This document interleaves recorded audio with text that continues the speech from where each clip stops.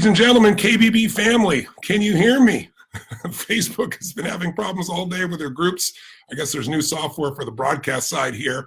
I hope you're able to hear me. Will someone please let me know it's working? I've had 3 runs at this, and I thought I was talking to you guys, and they came and told me nothing was coming through. Can someone please let me know that we're getting through? But someone before you leave me here, so I know it's working. Would someone on the team let me know? It'd be really helpful. Okay, so listen, guys. Oh, you jumping on here. It's working. My goodness. Well, good. Listen, everybody. Thank you for your patience. This is Tony Robbins, obviously. I just wanted to reach out for a few minutes to visit with you and welcome all the new family members to the KBB family that have joined. I want to thank you for pushing yourself, for being willing to try something new, for your faith in not only Dean and myself and what this process is about, but also your faith in yourself. You know, so many people have tried so many things over their lifetime and things have not worked. Very often they don't work because we really don't work them. We don't give it our all. Sometimes they don't work because they really aren't a useful tool. But in this case, this community, this time last year, I think we had about 12,000 people on. Today we got like 24,000 people and about 35,000 people working in the program, to give you an idea. And those of you who've been with me for a while, here with Dean for a while, and part of the KBB family, you know this works. You know the power of it. And I've read some of the recent posts of people just getting started. They're so excited. And I just want to welcome you to the family and say congratulations. But I also want to talk to you just a few minutes about what gets in the way. Because 80% of success in life, I've found beyond a shadow of a doubt, with the tens of millions of people I work with in over 150 countries, 80% of success is psychology. It's your mindset, it's your emotion, it's your capacity to overcome your fears and your limitations and just push yourself anyway. 20% of success in life is knowing what to do, having the skills or the strategies or the tools. Now that might sound weird to you because most of you know I'm a strategist. Like, I know the right strategy in anything can save you 5, 10, 15, 20 years. You could be working for a decade doing something that's not working, and all of a sudden you get the right offer, the right approach, the right insight, the right way of communicating, and the whole game changes.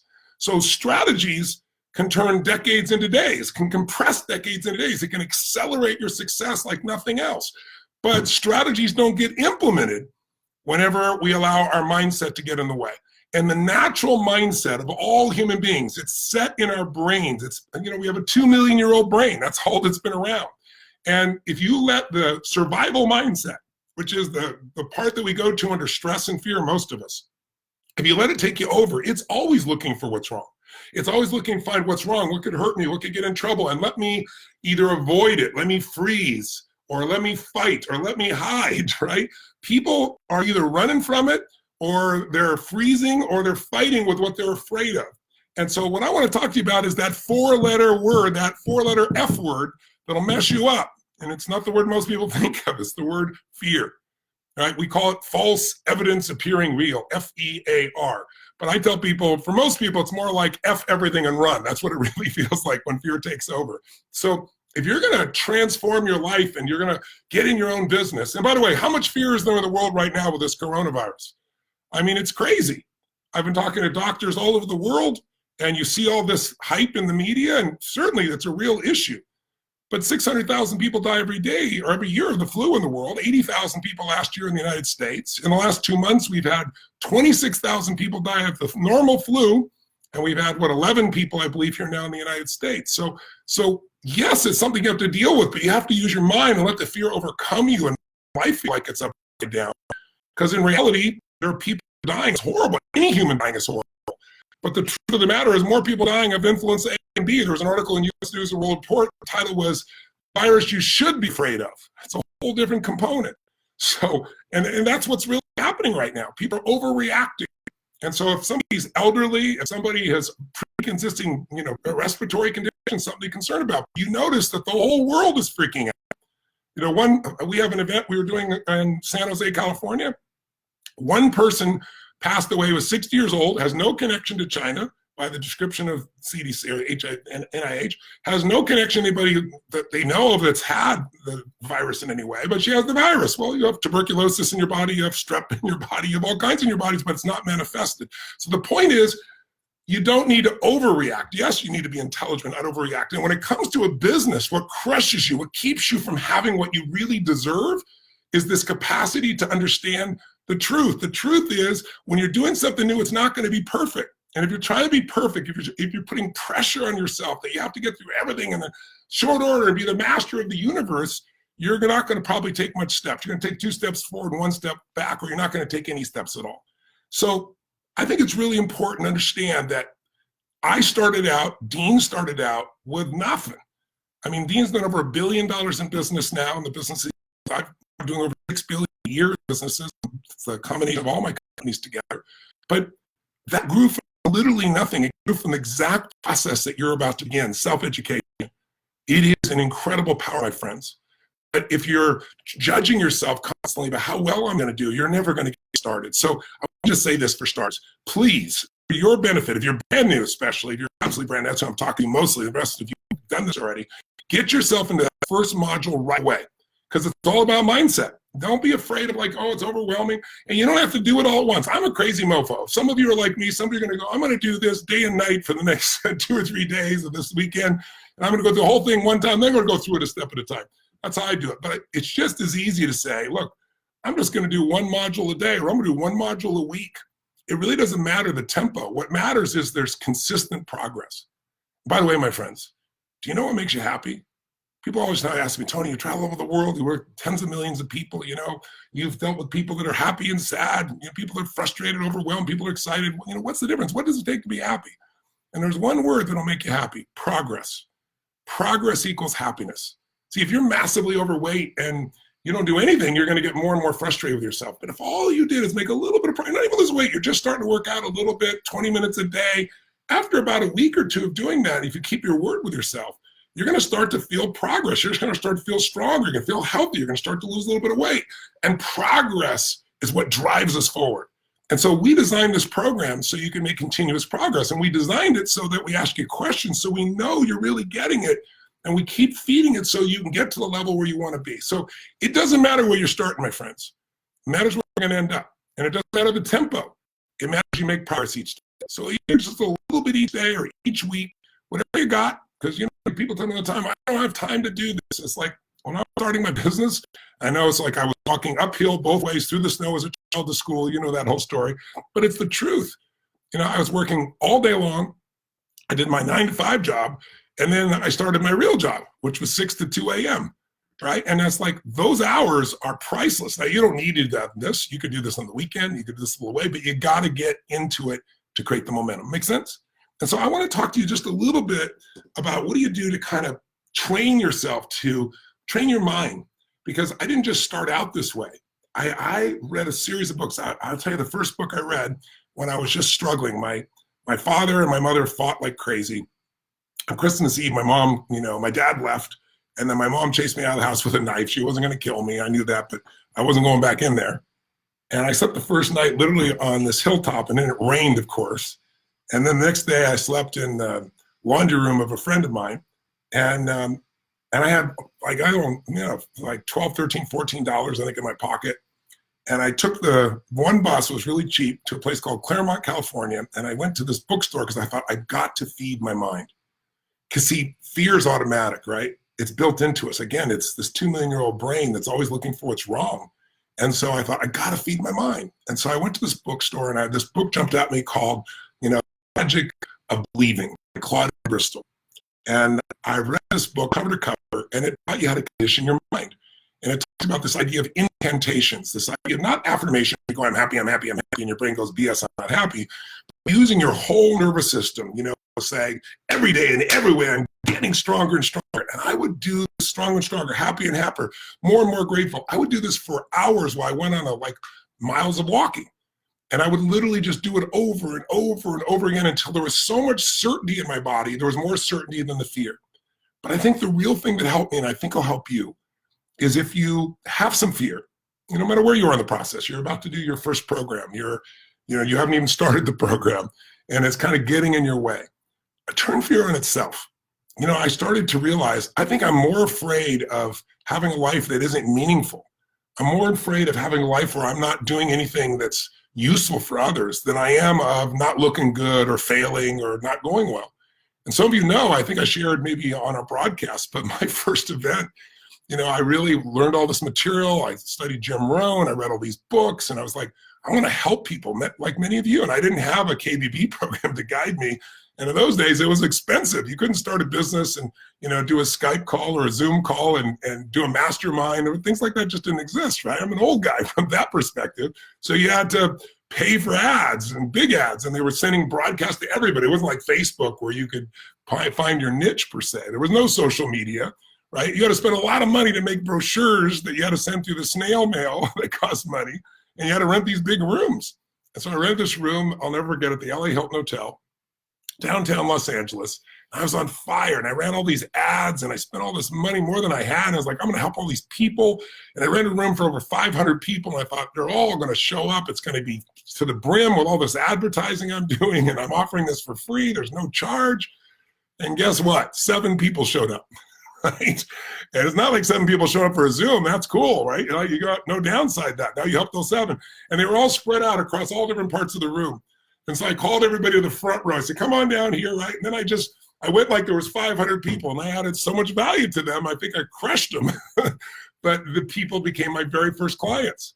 And then I just built from there. Well, today, as you know, when you go through the KBP program, we're going to not only show you how your mindset and your skills, and we're going to show you the marketing, and we got the software. I mean, it's a different game today for you. You don't have to do the crazy Stone Age stuff that Dean and I did in the early days.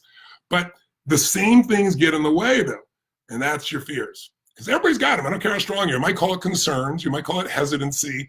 But you and I both know if fear shows up if you're human. It's just the way it goes when you're doing something new. So let me give you the first important key on handling the fear. Because people ask me this question all the time. They go, Tony, how do you get up there and do a seminar and have, 10, 15,000 people, and you're there, 12 hours on stage a day, you don't have any notes, and aren't you afraid? Aren't you concerned? Well, first of all, you gotta understand, anything you do enough, you're gonna have no fear in, right? Tying your shoes is confidence. Most of us can do a pretty good job of that, right? Tie your shoes and think about other things simultaneously. You've done it so often, but in the beginning, it took all your focus and attention. It seems so hard, but then it gets in your body. And so, obviously, having done tens of thousands of interventions and, seminars and events and broadcasts and podcasts and all that stuff over, 40 decades plus, my 43rd year right now, obviously there's not a lot of fear. I can still show up. Like I can have, I remember when I had my dear friend Steve Wynn, who built most of Las Vegas, show up to my business program, Business Mastery, and he sat in the front row, and I thought, I'm not really very fearful, but I'm feeling a little tight here. Like, what do I teach this guy, But I actually, it was 2008, and I really helped him immensely. I helped him, he made some decisions that changed the direction of how he was going to deal with that really tough financial time. So I just want you to know, everybody gets it. That's number one. But the way out of it, stop thinking about yourself. See, if you're not thinking about yourself, if you're not thinking about how am I coming across, if you're not thinking about how am I doing all the time, when you do that, you go in your head. When you go in your head, you're dead. What I mean is the human mind will always, if you're thinking about you, it'll always find something, some flaw, some challenge. My obsession, and I want to invite you to make this your obsession, whether you're getting up to do your first mastermind or you've done many and you want to do more, or you're just getting in the course, is to know that the secret out of fear is to focus on how to serve, not to focus on yourself. See, if you're not thinking about yourself, there is no fear. I'm out there in the audience. I call it uptime. Uptime means that I'm thinking and feeling what they're thinking and feeling right now. And I've done enough preparation in my mind. I've done enough of loaded my brain with good content. I've got an outline of where I want to go. Many times that outline changes completely because I'm so into this audience. I'm focusing on how can I serve them. I'm thinking about what I want to share with them, something I feel so passionate about that I know will make a difference for them, and I'm connected to that in my heart, in not just my brain, but in my heart, so that when I speak, it has a different level of passion, aliveness, energy, focus. I didn't write out these words, right? It changes when you're with the audience. So when you're in uptime, when you're feeling everybody, and you're out there with them, and your whole focus is on serving them, it's amazing. There's a part of your brain called the reticular activating system, the RAS. It determines what you notice. As an example, if you've ever bought a certain car or an outfit, and then suddenly you see that car outfit everywhere. Well, those cars and outfits around before? Of course they were. But now that you own one, that outfit or that car, you see it all the time because your RAS, the reticular activating system, says this is important and notices it. So like if you set a goal that says, I'm gonna, master real estate investments, and I'm gonna teach that to people. And then you're in Starbucks, and you've really thought about this day after day, this is my goal, this is my focus. The brain goes, this is important. Now there's a couple or two people like 5 tables over, and the noise is loud, and you'll hear them talking about a real estate deal. Part of your brain literally becomes conditioned for. So what I really want you to do here is, I want you to realize that our process is about conditioning the mind and the emotions so you do things. Now, I want to give you a simple distinction. Stop thinking about you, over-prepare for them, and just know that you're not going to be perfect. There's no way. What many of you would consider to be failure, I call a speed bump on the way to success, because I know that as long as I learn something, it's not a failure.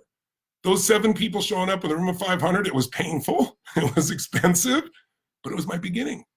And I had enough drive not to give up. Because if you will persist, if you will immerse yourself in these things, and if I were you, I'd do the KBB program more than once. I know many of you have done it 2 or 3 times. It's just like anything else. You know, my original teacher was this man named Jim Rohn, and he used to say, repetition is the mother of skill. In other words, repetition is the mother of mastery. If you don't dabble, you got to just keep sinking it in. The first time you hear something, read it, you kind of understand it. If you do it again with enough emotion, you get excited about it. You do it multiple times, it becomes a part of you. And it's like, I used to beat myself up because I'd go to a seminar, I'd read a book. In those days, a seminar too is really expensive for me. I'm making those days $35 a week as a janitor. And like, you know, an audio tape program of 6 cassettes used to cost like $300. And I'd go buy one. So it's weeks and weeks worth of work. But what happened was, because I spent so much on it, I listened to it again and again and again. And now in this stage of my life, you know, I work with some of the greatest athletes in the world. I've worked, you know, for 5 years, during the 5 years that the Golden State Warriors were running. I own, you know, a portion of the LAFC soccer team. We had 2 best seasons, opening seasons in the history of, you know, Major League Soccer here in the United States. Conor McGregor is my client who I just worked with, who just won his fight.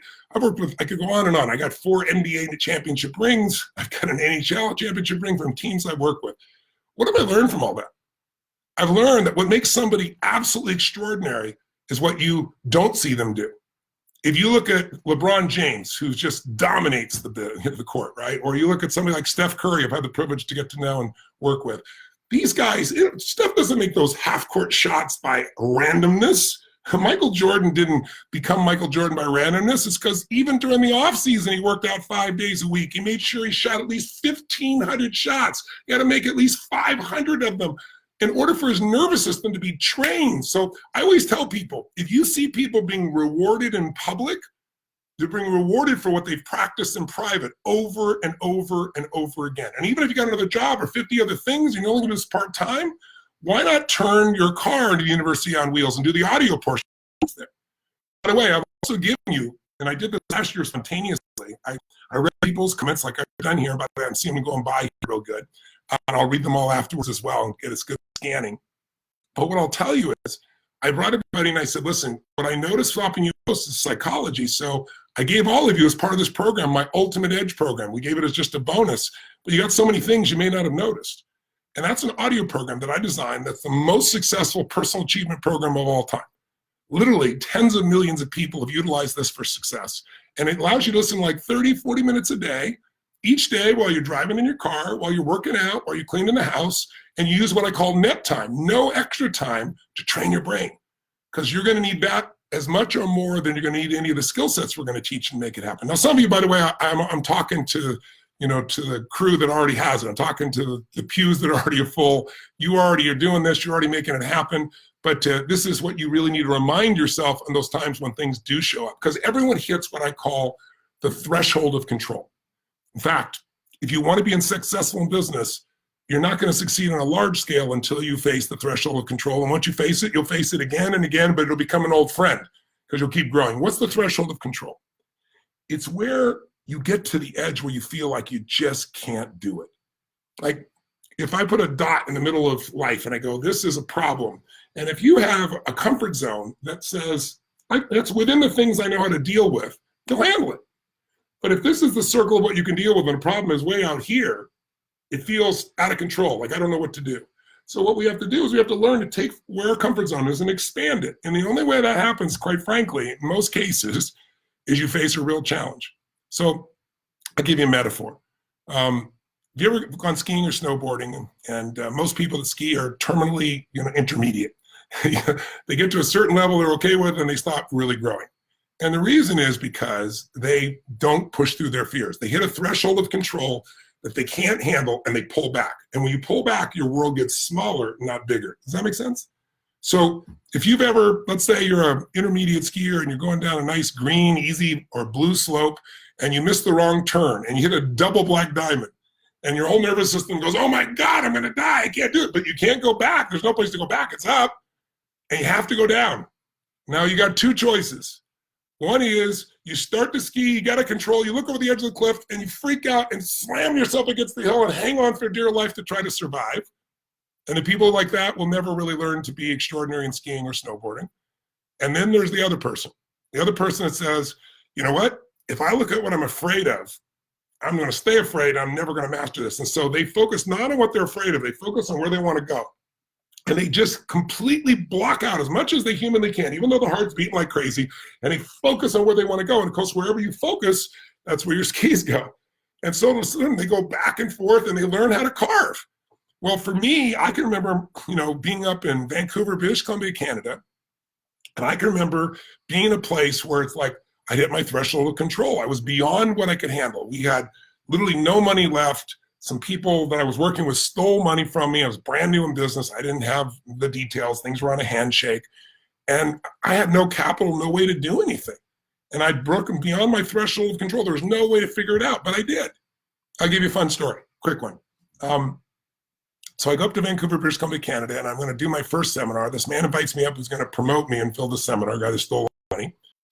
And I get on a radio show, which launched my career, and help take on people who are having real challenges. And I say to everybody on the radio, I don't care what your challenge is, I don't care how many years you've had it, come see me, I'll handle it in 1 hour or less because I'm the one-stop therapist. Now, I get all these phone calls, can you do this, can you do that, can you do this? I'm yes, of course, yes, come, I'll handle it. And then I get this call from this guy on the radio attacking me. I'm a psychologist, you're a liar, people like you should not be allowed on the radio, it's impossible to cure phobias, in an hour, it can take 7 or 8 years or 10. And so I said, sir, are you a scientist? He said, of course, I'm a physician. I said, well, scientists would never make any assumptions. I said, you've never met me, right? Never met my clients. So I said, you're making assumptions. You must be stating your hypothesis since you're a scientist. Your hypothesis is, I can't do this, it's not true. But I said, if you're truly a scientist, you have to test your hypothesis, right? Yeah, and I said, well, great. I said, I'm doing a free guest event at the Holiday Inn tomorrow night. Anyone listening can come for free. And I'm going to do a demonstration of this. I said, give me one of your own patients. I said, I'm sure you got somebody that's, you haven't been able to change.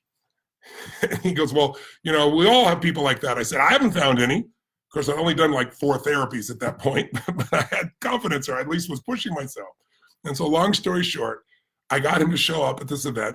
And instead of having 7 people show up because of the conflict, people on the radio show wanted to see this. And so we had standing room only. The place was just blocked out. People standing along the walls of the department, and they were shut us down. And I'm looking at this person. It's like, okay, I'll be there. He's just like really intense guy. He'd been working with this woman who has snake phobia for 7 years. I said, bring her down. It should take me 30 minutes or so, or 10 or 15 minutes, right? And he goes, down. So long story short, true story. I stand up as I introduce myself. Hi, I'm Tony Robbins. I'm here to share with you tools that can help you change things in minutes you thought would take months or years. And then all of a sudden, the side door bursts open. I've been looking at this person I thought was like a tall, big man with a voice like this. There's a big guy with a scared woman on his arm. Right? No one met that condition. So I say, my name's Tony Robbins. The side door bursts open like a movie. And this little guy walks up to me while I'm standing on the stage with this woman wrapped around his arm. I goes, here is the woman. And so I bring the lady up and I say, ladies and gentlemen, I said, I'm here on the radio the other night. I said, this is the woman in question. I said, ma'am, you have a snake phobia? She goes, yeah, how do you feel about snakes? And I yell, snakes, and I get really intense, and she freaks out. And if you've ever seen a phobia, they freak out. And so then I pulled out a live snake, a little gardener snake, not a big deal, and she really freaked out. So I worked on her. It took me about 15 minutes at the end. We wrapped the snake around her using a simple NLP technique, neurolinguistic programming. It became my calling card. And then all of a sudden, I was trying anything. I pushed through my threshold of control. You follow more than I could handle. Then I get a phone call. And then the next thing I know, I'm doing these free guest events. I'm trying to show people what I can do. And this man comes up from Canadian Immigration. And he comes up and he says, hey, he said, I'd like to meet you tomorrow at 5 o'clock. I said, well, tomorrow the seminar starts, at 7. He goes, I know, it won't take long. You just meet me at 5 o'clock. Here's my card. And he's from Canadian Immigration. So I'm a little concerned because I got to be on time for the seminar. And I get there, true story. And the man makes me wait for another 30 minutes. It's 5:30. I'm still sitting in the place freaking out. And he says, I'd like to see your work papers. And I said, what's a work paper? He goes, your working papers to be in Canada. I said, well, I don't know what that is. He said, well, not understanding law is not an excuse for it. He said, if you don't have working papers, you're stealing Canadian jobs. I said, wait a second. You got Canadian firewalkers here? I'm doing a firewalk. He goes, it doesn't matter. You're doing NLP. There are other people in NLP. And there were people there that had little events of like 25 people. And I got 500. And they called and said he shouldn't be allowed to do this. So they told me they're going to shut me down.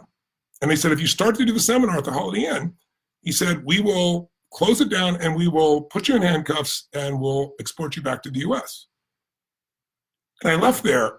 Talk about threshold of control. This is a bigger problem than I've ever faced. I mean, I didn't expect this is going to be a problem. I don't know what the hell to do. But I was one thing that I know you are if you got this program, resourceful. Now, I hear people all the time say, oh my God, I don't have the resources. I don't have the money. I don't have the right people. I don't have the technology. I don't have the time. Everybody focuses on what they don't have. When I say, why'd you fail? They'll always give me this list of why they didn't succeed. But you know what's interesting? Resources are never the problem. A lack of resources is not the problem. It's a lack of resourcefulness. Creativity is a resource. If you're creative enough, you can come up with an answer. Passion is a resource. If you got enough passion, you can push yourself through. Determination is a resource. It's more powerful than almost anything else. If you're determined enough and you persist enough, you can figure anything out. I know you know that or you wouldn't be watching a program like this right now. So bottom line is, if you have the right emotions, you can solve things. Sam Walton built Walmart. They all said he was going to go under, but they didn't understand his ability to wake up his team and say, we're going to get up at 2 a.m., drive to another city, 2 hours, buy the cheapest stuff, drive back 2 hours, put on the shelves before we open in the morning, have the cheapest prices in town. That's what took him from a guy that wasn't supposed to survive to the biggest external retailer outside of Amazon on earth, right? So breaking through the threshold of control, how did I do it? I just got resourceful. My team said, what are we going to do? And everybody said, we got to shut it down. I said, no way. I said, I can't do it in Canada. How far is the closest city in the United States from Vancouver? And they said, well, just, I think it was Bellevue, Washington, if I remember right. Just across the border, we have this little town. I said, see if there's a Holiday Inn. There was a Holiday Inn. I said, let's call a Holiday Inn. Let's swap for that room. And I said, go get me 5 buses. And I'm going to announce to everybody this is a traveling seminar. And this is a true story. And I'm going to jump on the buses every 15 minutes and keep people in state while we drive over. And it was supposed to be a 20-minute drive, or that's what I was told, in a minute. And the Holiday Inn was up, there was a bar mitzvah or wedding right next door. So it was so loud you could barely hear me. I said, lie on the ground, close your eyes. I'm going to give you a deep hypnotic trance. We did that 4 days and nights and lost only 6 people. I pushed through the threshold of control. Do you follow me? I can remember coming back to my office at 15 people about a year later, and I'd hired a new person to help run the show. I was on the road, and the person was really mean to my people and emptied their bank accounts, paid herself and her best friend, and my staff showed up and said, we can't stay. We love you, Tony, but we can't stay if you have her. Found out she emptied the bank accounts. I needed $50,000 to keep the doors open. $50,000 would be like $5 billion to me today. And guess what? I figured it out. I did everything I could. I called everyone. I finally found this man I'd helped who had done, he was a stunt man in Hollywood. He'd only gotten 1 job before I met him. After I got him, he got 12 jobs in a row, made a ton of money, and become a star stuntman. And so I called him up, said, I want to have dinner with you. Had dinner, and I told him the whole truth. And I said, I need $50,000 to keep the doors open. I said, I really want to borrow 50. The other person I know is probably has $50,000. I can't tell you how I'm going to pay it back, but I'll tell you, you can trust me. I keep my word. You owe me $50,000. I kept my word. I figured it out. I turned the business around, gave him his money back, of course. And then about, I don't know, maybe 5 or 6 years ago, I thought about this story. I was sharing it with somebody. And I looked him up because he never reached back out to me again, and thanked him again, gave him another $50,000 as a total surprise just for fun, but broke through the threshold of control. I could go on and on. I can remember when I had a company with a group of supposed billionaires, and one of the guys, billionaire family, but had no money, and almost tubed the business. I was left with all the debts, more than $150 million of debts, and I figured that out. So I want you to understand, every time you deal with a bigger problem and you break through, then that's how I went to billion-dollar businesses, because I learned how to deal with a $100 million problem instead of a $500 problem. You follow me? Or a $50,000 problem. So if you can keep pushing yourself, if you can not collapse and give up on the side of the hill, but you can say, I'm going to figure a way to carve, I'm going to focus on what I'm not going to give up, then that's what's going to determine whether you get to where you really want to be or not. It's more important persistence And immersion in your psychology is more important than anything else. Now, let me give you another illusion people have that keep them from succeeding real fast while it pops in my head. People say to me, well, I'll do this when I feel ready, or I'll do this when I feel stronger, or I'll do this when I feel more comfortable. If I waited to do things until I was comfortable, I wouldn't do shit, right? Because most of what I've done in my life was not comfortable. Now it might be comfortable now, years later, decades later, but in the beginning, are you kidding me? To walk out, I remember trying to do Date with Destiny. The very first one I did was like 38 people in my home, and I was super stressed out. I can remember we went to 50 people, to 100. I thought I could never do more than 100 at a time. Now we have 5,000 people at Date with Destiny, and it's a piece of cake, and I'm able to deliver at levels I never dreamed of. See, don't judge yourself too soon, my friends. If you wanted to become a medical doctor, you'd pay a fortune to go to school for 4 years. Then you go to medical school. Then you go and, you get to be, low man on the totem pole, right, as you go through and work, at a hospital as an underling, so to speak. And eventually, maybe you have to spend a lot of money you don't have to open an office if you're going to operate in that place. I mean, it is full of years, 8, 10, 12 years before you're really seeing any kind of rewards. And here you could start to enter a professional business with a matter of weeks, and you're going to make mistakes, but it's not going to be life and death. Just remember, nobody's perfect. What people are looking for today is what's raw and what's real. I'm not sitting here with a script that I'm reading, trying to figure out what to say to you. I'm trying to put myself in your shoes based on the things I've read you guys do and say, I love you. I've got the experience. Let me show you what to do. And this is what you're going to do for people in the area that you're good at, whether it's learning how to cure acne off your child, or how to end a relationship or a divorce that's still kind, or teaching someone who's a tax accountant how to do tax accounting the way you do that's so successful. I don't care what it is. We have 4,000 niches that we know about, and with all the new people, I'm sure it'll be 5,000 or 6,000 before the year's out. We're gonna have so many new ways to help people. You gotta stay focused on the mission. The mission will get you over your fear. You gotta stay focused on helping. You gotta stay focused on what you're passionate about. And you can't wait to do things till you're comfortable. Some of you know every day, I did it this morning as I do every morning. If I'm at any of my homes, and if I'm not at a home, I try to find a place I can do it. But every morning I'm in any of my homes, I have these cold plunges. In my home in Sun Valley, I have the river. And all my cold plunges are 56 degrees. And of course, the river during the wintertime, I walk through the snow and it can be 42 degrees. And what's the first thing I do? I jump in that thing and I literally immerse myself in freezing cold. Now, I do it for 2 reasons. Number one, it's unbelievable for your health because it stimulates blood through every ounce of your body. And it is not comfortable, but when you get out, it feels like $1 million because you feel so alive. But I can tell you honestly, there's never been a day, I can't remember one day where I was like, oh, I can't wait to jump in that cold water. Never. So why do I do it? To train my brain that I don't negotiate with myself. I don't go, well, maybe we'll do it tomorrow, or, maybe in an hour, or I don't stand there and go, not yet, soon. I just go, and I train my brain, and when I say go, we go, and I've done that so many times with things that are difficult, that when something difficult comes up in business or in life or in family, my brain doesn't freak out. It goes, we're going down that double black, and by the way, we're going to find the way down it. When we get to the other side, we can help other people get down that double black. We can actually enjoy what other people feel challenged by. Does that make sense, my friends? That's really what this is really all about. And if you're gonna train yourself, stop saying I'm doing when I feel like it. I do when I don't feel like it, always. And if you make that your habit, because you gotta understand, fear is a habit, so is courage. So is courage. Courage doesn't mean you're not scared. Courage means you're scared, but you do it anyway. That's what makes you courageous. If you're not in any fear, there's no courage involved. Courage is I'm scared shitless, but I'm gonna push myself. And if I keep pushing myself, eventually I won't be fearful, or at least the fear will be very, very small.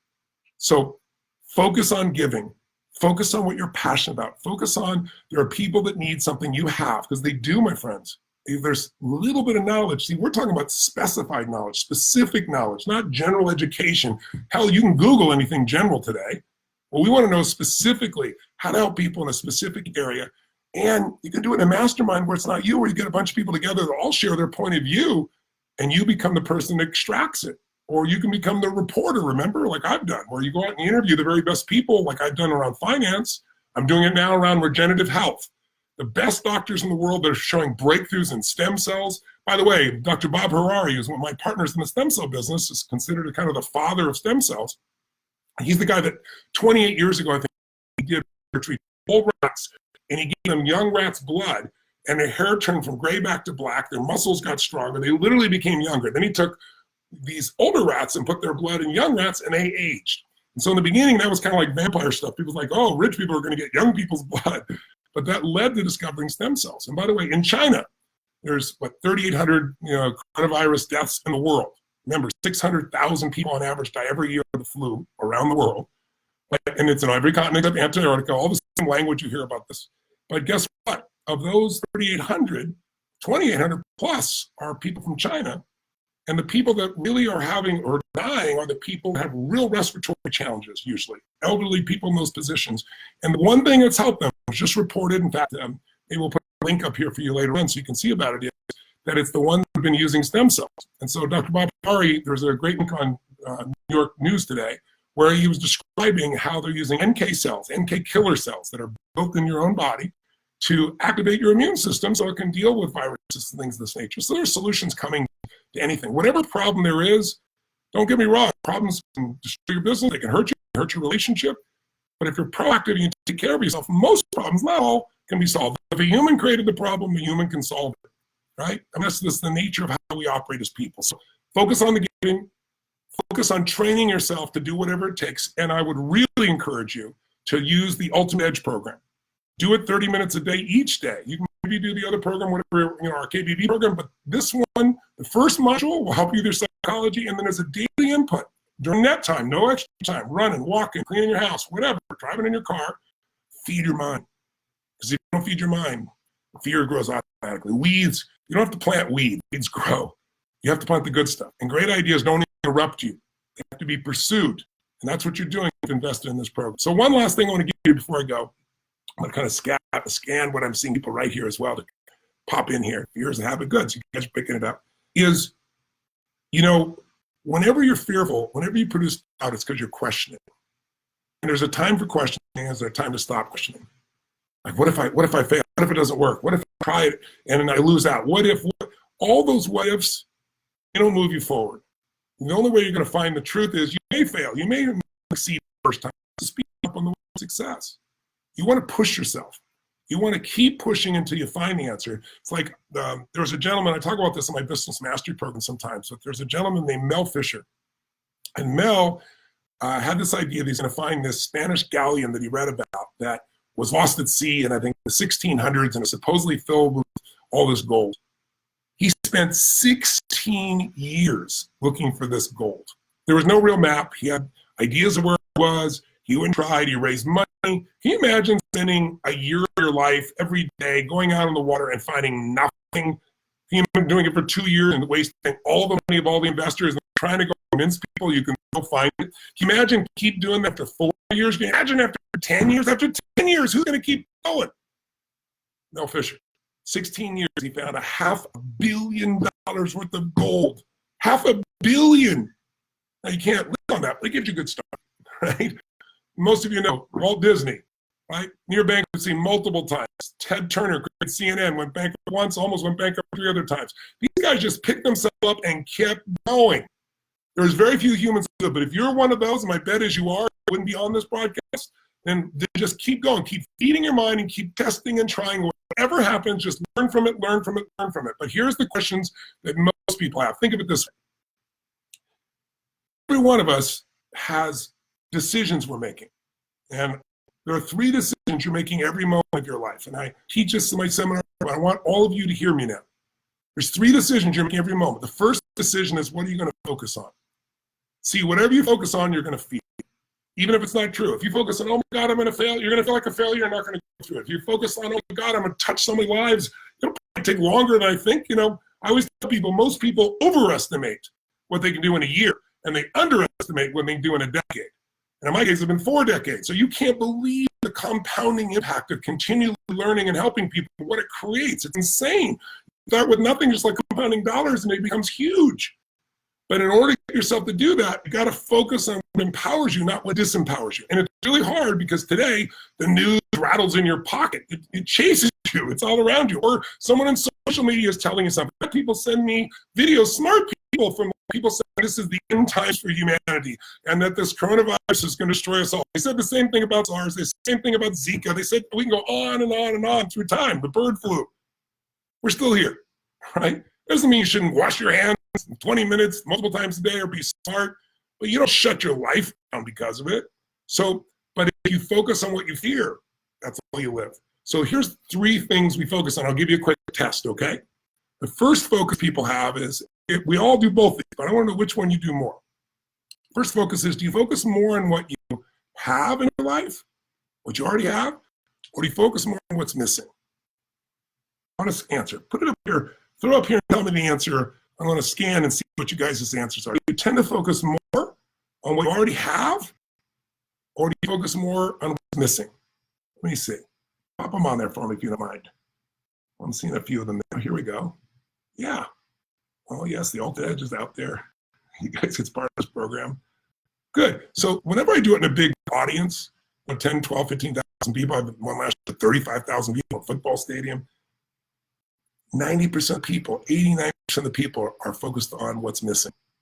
And it's kind of the achiever's curse. Like, knowing what's missing may give you some drive, but if you never focus on what you have, if you don't feel gratitude for what you have, how are you ever going to stay happy no matter how much you achieve?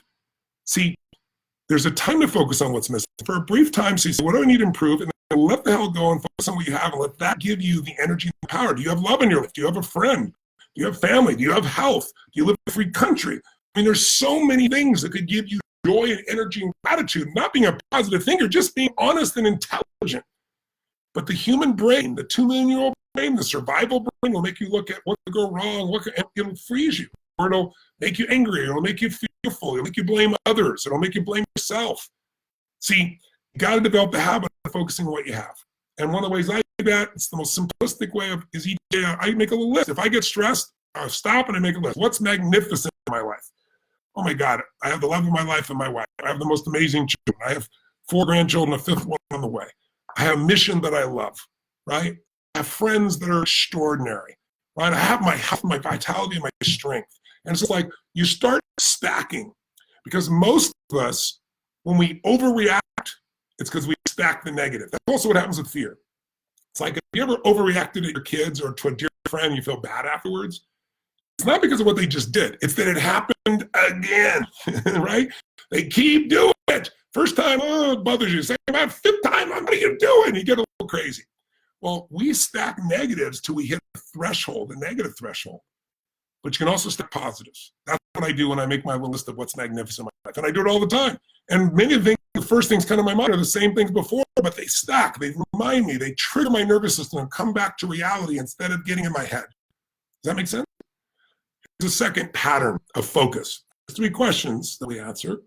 First one is, what are we going to focus on? So some people focus more on what they have. Some people focus on what's missing. Focus more on what you have. You're going to be more grateful, have more energy. What's missing should be a short, brief moment, almost schedule. What's missing? Let me figure out, and I'm going to make it happen. Second area to focus on. Do you tend to focus more on what you can control or what you can't control? What you can control or can't control? Where do you spend more of your time? Now, when I ask this to my audience, it's a little split, but it stands to link much stronger to what they can control. That's why they go to a seminar, because they're like, I'm going to go and learn all the tools to take control of my life. So it's different than most people. If you're focused on what's missing and what you can't control, how are you going to feel? Stressed out, pissed off, frustrated, worried, lonely, depressed. That's what happens if you're constantly saying, well, it's missing from my life and I can't control it.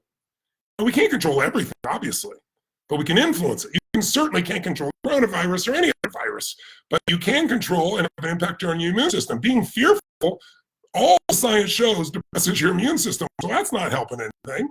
And running around scared not going to do it for you. So focus on what you can control, and sure enough, you're going to change the quality of your life. You focus on what you can't control and stack it with what's missing. Not hard. I'm sure you met somebody. Well, before I tell you, I'm going to give you one more example of focus. And by the way, I can give you dozens of these. These are just 3 quickies that I like to use because they're so obvious. We all focus at times on our past, sometimes on our present moment, sometimes on our future. If I asked you, where do you spend more time, in the past, the present, or the future? Type it in. Where do you do it? I'll look real quick here. I'm trying not to look away at this because I'm staying with you, but I'm in uptime with you. But let me look here to see what you're saying. Focus more on what's missing there. I see you, Dave. I see Michaela. I'm trying to figure it out. Grateful, blessings.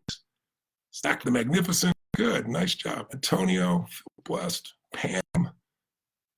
Lily Piper Smith. Thank you. Thank you. Oh, so many beautiful messages. Thank you. So here's the bottom line. We all focus on past, present, future. When I go to my audience and say, how many of you focus on the past? It's usually a small number, because if you focus on the past, you probably aren't going to find tools to make your life better, because you can't change the past. Then it kind of feels overwhelming, unless the past was magnificent, in which case you're probably more focused on the present and future because you feel filled up. Some people focus on the present, which is where you're going to have control of your life. Future allows you to anticipate. If you're only in the future, you're stressed out, right? Unless you're making a really beautiful future in your mind. If you're only in the present, it feels good, you're not prepared. We need to put more focus on the present and future than the past, or the past a little bit. So watch this. Just take 3 patterns.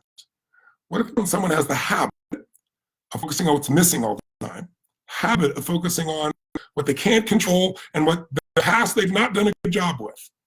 They're going to be depressed. They're going to be angry. They're going to feel fearful. They're going to be worried. They're going to be stressed. Can you see that? It's like a program. It doesn't matter who the human is. It's like a program in your mind. It's going to take control. But think about this. If you've seen somebody, I bet all of you know somebody. I ask this in live seminars often. I'll say, how many of you know somebody who takes antidepressants and they're still depressed? And 98% of the room raised their hand from 50 different countries. Well, how could somebody take all the antidepressants and still be depressed? Because they haven't dealt with the source of the problem. All drugs will do is numb you, but if you keep focusing on what's missing, what I can't control, all the problems of the past, you're still going to be depressed or angry or frustrated. Does that make sense? So your focus going forward is to train your brain. This is what business is about. Business is the ultimate spiritual game. You say, what? Business is spiritual? Yes. In order to succeed in business, you got to learn to do more for others than anybody else is doing. That's what I'm trying to do with you here. There's no promise for me to be here today. I just want to support you. I want to support you that are in the game to go to another level. And if you're brand new, I want to support you getting started making this thing happen. That's why I came by today. So it's like, I want you to have the victory you deserve. And the only thing that's going to stop you is that 4-letter F word, fear. And don't let it. Turn fear in itself. Decide, I'm more fearful of not having a great life than trying something and not working. Of course, it's not going to work a lot of times. So I'm going to learn, I'm going to learn, I'm going to learn. It's not failure if I've learned. I'm going to focus on giving, adding more value than anybody else and getting better at that. And every time I get better, it'll get stronger. And I'm going to focus on what I have in my hands right now, this program, these insights, this opportunity to build something new. And by the way, the coronavirus, how great this business is, because you guys can do it by Zoom. You don't have to even do it live. You can, one of our new people came on board and had, I think, 7,000 people show up for his first event. I mean, I didn't do that. I don't think most of you are going to do that, but it's pretty amazing. Other people have had 7 people, but they've been enrolled them in an ongoing mastermind. I mean, you get to do this no matter whether people are home or not. What a perfect business for you in these crazy times. So get in the game. You can't win without getting in the game. Focus on what you have. Be grateful. Let that gratitude give you energy. Focus on what you can control and keep adding to your skills. Feed your mind. Add those components to it. Focus on the present, what you can do right now, and focus on the future, what you're going to do to make it happen. And put yourself in a place where you don't wait till you feel good to do it. Just do it. And get yourself in some kind of daily discipline where you put yourself in a strong state. Maybe go on a run or a jog or lift some weights or jump in that cold water. Some little ritual that while you push your body really intensely, it pushes your mind. When you feel strong physically, you're going to still start feeling strong mentally and emotionally. Just remember, it's not about being fearful. It's about doing it anyway. Make sense? So use Ultimate Edge, feed your mind, go to that first module, my dear friends, get yourself started, Dean and I, in that area, and I'm going to see and notice all the messages you're putting here and see how you guys are doing, and we'll leave a few messages here and there for you as well. But we got the tools in your hands, and there are many people here in the Facebook group that are crushing it. They can share what you've done, and there are other people that are scared, but they're just getting started, and they're doing good. So, there's every quality of person here to be able to learn from, but the most important person to learn from is you, and you learn that by getting in the game. It's the only way you win. All right? I don't know how long I went here. I hope I didn't go too long. Oh, my God. I thought I was going to go 30 minutes. See, time flies when you're having fun with those you love. Take good care of yourself. And by the way, I know some of you are going to be at the seminar. If you heard, last thing I've ever done, I never canceled an event, a UBW event in my lifetime in 42 years. Even when I was bleeding out because I had, mercury poisoning in my body, I still got on stage even with a wheelchair. But our event in San Jose was canceled if you were planning on going. And the city forced it. It's just crazy. One person died in the whole state. One person died in the whole county. Now 2 people in the state. And there's a crazy reaction we're dealing with right now. So we have to deal with what's there, and we've already complied with everything to make sure people be healthy. So you'll be hearing from us in the next day or two. We're going to reschedule the event. It's not quit, it's just postponed, and we're finding perhaps a location that can be done even quicker so all of you can join. And some of you I know will be coming there, and the immersion of day and night and day in this environment with a kind of energy with 12 or 13,000 people will blow your mind, and I really look forward to serving you then too. But whether I see you there, an event overseas, or I don't meet you in person, leave some messages here and tell how you're doing, because we're vested in your goodwill. We're vested in you succeeding. We're vested in you becoming a force for good. And whatever level, I mean, one person's help is worth the whole game, isn't it? And if you learn to do that and enjoy it and grow and earn a secondary income or a primary income or even more than you used to earn, wow, then this community can be just a beautiful place. I look forward to hearing the stories of your success. Love you all. Live strong, live with passion, without the fear. God bless.